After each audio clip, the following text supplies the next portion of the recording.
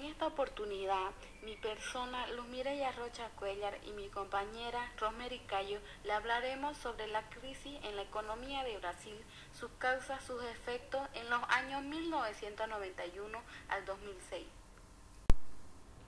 Los últimos 15 años han implicado la necesidad de ejecutar grandes cambios en la política económica de Brasil como medida para revertir la trayectoria de una creciente inflación y el lento crecimiento económico que prevaleció a lo largo de la década de los 80.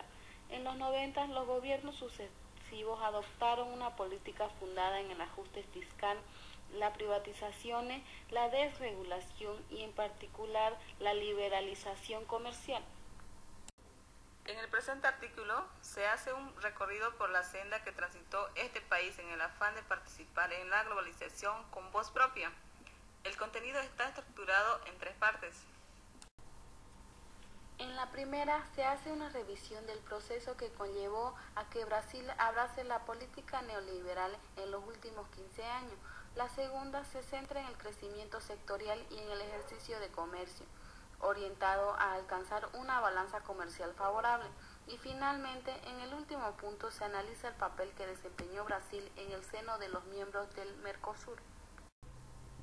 Durante la década de los 90, la mayoría de los países latinoamericanos y del Caribe adaptaron las reformas del denominado Consenso de Washington en una tentativa por controlar la inflación y retomar la senda del crecimiento económico.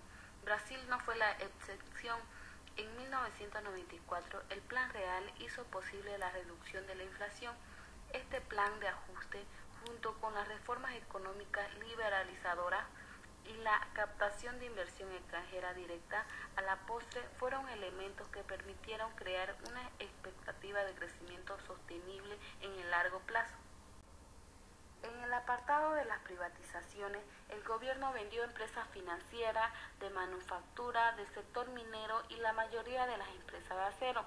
Asimismo, el gobierno vendió una parte minoritaria de la empresa Petrobras, con la cual fue el modesto banderazo de salida para que los capitales privados participaran en la industria petrolera brasileña. Durante la década de los 90, los miembros de Mercosur adoptaron las denominadas reformas del Consenso de Washington en una tentativa por controlar la inflación y retomar la senda del crecimiento económico. Brasil se decantó por una política restrictiva del gasto, disciplina fiscal, apertura comercial y financiera, desregulación, privatización de empresas públicas y la captación de inversión extranjera directa. Con estas estrategias se pretendía crear una expectativa de crecimiento a largo plazo.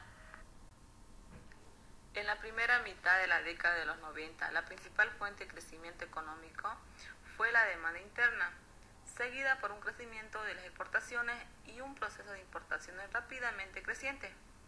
Dado que las barreras y tarifas comerciales habían caído y la tasa de cambio se había sobrevaluado considerablemente entre 1995 y 1998.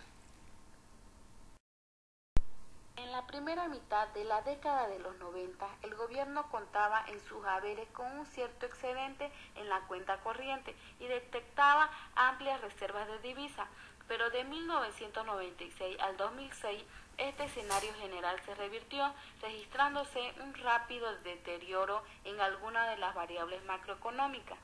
En lo referente al papel que desempeñó Brasil en el seno del Mercosur, se evidencia que, con diferencia, este país es la economía más potente del área.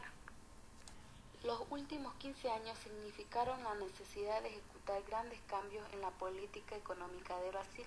Los gobernantes de este país optaron por adaptarse a las disposiciones decretadas en el seno del Consenso de Washington. Brasil mostró niveles de competitividad muy semejantes a los de Canadá. Su estrategia competitiva se rigió principalmente en ser un eficiente exportador de recursos naturales y en operaciones de ensamblado de alta tecnología. Ambos aspectos le permitieron incrementar su participación de mercado como exportador, si bien fue insuficiente su capacidad para mejorar la condición de su balanza comercial. logró ser internacionalmente más competitivo y particularmente ser considerado como una potencia emergente, prácticamente al mismo nivel de Sudáfrica o India. Pero, por otra parte, los datos aquí mostrados evidencian que el crecimiento económico registrado no impactó lo suficientemente en el desarrollo económico que con urgencia necesitaba este país.